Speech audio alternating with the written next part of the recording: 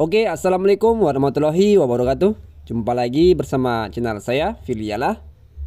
Di video saya kali ini saya sharing lagi ya, dan temanya tidak jauh-jauh dari kemarin yang sudah saya bahas. Kemarin saya sudah buat video tentang dana sewa alat beratnya, dana bikin paretnya, untuk bibit yang cocok, kemudian lebar tanggul, kemudian lebar parit, semua sudah saya bahas.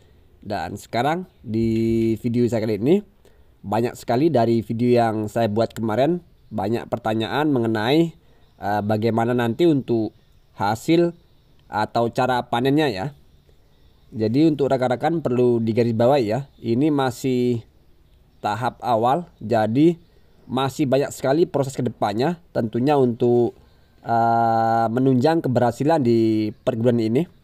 Yang pertama mengenai baris atau tanggul ini seperti yang saya katakan masih tahap awal, masih tahap permulaan, jadi tahapannya masih banyak ya rekan-rekan. Kalau untuk pertama ini kita sesuaikan dengan kebutuhan bibit kita supaya tidak terkena dari luapan airnya. Kita kondisikan seperti ini ya. Karena mengingat bibit yang baru kita tanam ini untuk akar-akarnya masih mengepal dalam polybag, belum mampu menyerap terlalu banyak air. Jadi untuk tanggul ataupun paritnya kita buat banyak dahulu.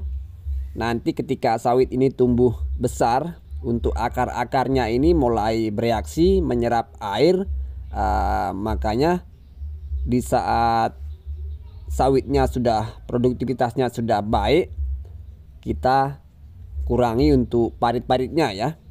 Jadi disesuaikan dengan kebutuhan bibitnya, kita atur sedemikian rupa supaya airnya tidak meluap pada pokok sawit yang kita tanam. Jadi kalau dibilang ini untuk selamanya, salah ya.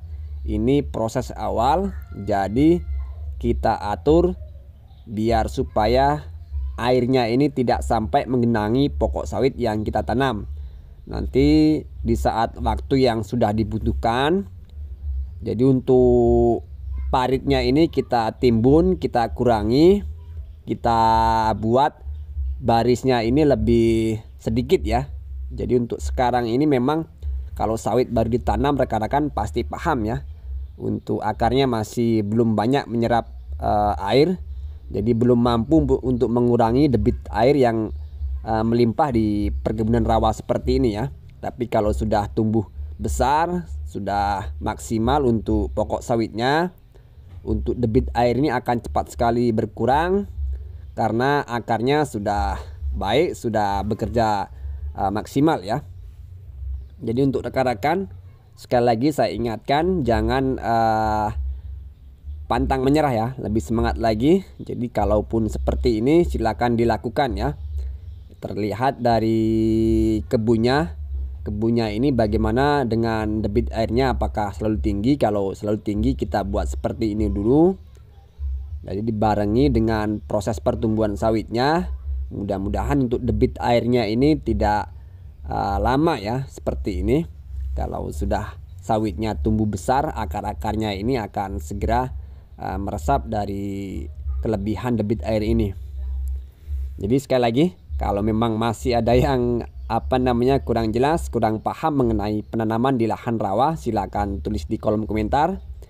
Jika memang perlu kita buatkan videonya, saya akan buatkan videonya lagi ya. Jadi mekanismenya seperti ini. Untuk tahap awal ini akarnya belum mampu untuk menyerap debit airnya, sehingga kita kondisikan seperti ini. Untuk keadaan kebunnya kita buat satu baris, pancangannya seperti ini, kita tambah lagi dengan parit, jadi semua masih serba satu baris ya. Nanti kalau sudah sawitnya tumbuh maksimal, sudah tumbuh besar, sudah mampu menyerap debit airnya, sudah mampu mengurangi debit airnya, paritnya ini kita timbun buat tanggul lagi ya dengan bantuan alat berat.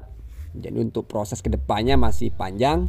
Jadi sebenarnya kalau untuk tanggul ataupun parit ini disesuaikan dengan kebutuhan lahan ya. Jadi semisal memang lahannya tidak begitu ekstrim, debit airnya masih tidak terlalu tinggi, dari awal rekan-rekan juga sudah bisa gunakan tapak atau tanggulnya ini berisikan 2 pancang baris sawit ya.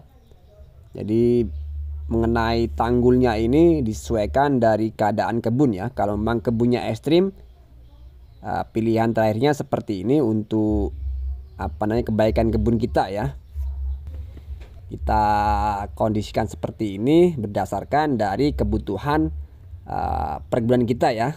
Oke, mudah-mudahan bisa dipahami. Dan saya ucapkan selamat berjuang, semangat untuk rekan-rekan yang mempunyai lahan di lahan rawa ataupun lahan gambut ya. Jadi kuncinya adalah kita bisa membaca sikon keadaan perkebunan kita ya. Kita buat seperti ini tentunya bukan untuk selamanya. Kita masih ada tahapan-tahapan kedepannya untuk membuat performa perkebunan di lahan rawa atau gambut ini menjadi baik ya. Oke, tidak banyak yang bisa saya sampaikan. Mudah-mudahan memotivasi, menambah wawasannya. Yang niatan tanam sawit bisa menjadi lebih tekad lagi ya di perkebunan rawa seperti ini. Memang saya akui untuk lahan rawa atau gambut ini perlu keseriusan yang tinggi, perlu perhatian khusus. Jadi kalaupun rekan-rekan tidak paham penanaman di lahan rawa, bisa tanyakan yang lebih paham atau bisa belajar dari manapun ya. Yang intinya yang bisa mengerti, yang bisa membaca sikon keadaan perkebunan di lahan rawa ya. Saya ucapkan terima kasih dan saya ucapkan mohon maaf apabila dalam perkataan saya, dalam sharing saya ada kata-kata yang kurang benar, ada kata-kata yang kurang lurus. Saya ucapkan mohon maaf, niat saya sharing. Mudah-mudahan sharing saya ini bisa selalu menjadi wawasan, pengetahuan untuk rekan-rekan semua ya, sama petani kelapa sawit. Dan saya ingatkan, saya tegaskan, pokoknya kalau memang ada pertanyaan, masih ada yang belum paham, silakan tulis di kolom komentar. Jika saya baca memang perlu dibuatkan videonya, akan saya buatkan videonya ya, untuk pengetahuan rekan-rekan. Oke, sekali lagi saya ucapkan terima kasih, saya tutup. Dan assalamualaikum warahmatullahi wabarakatuh.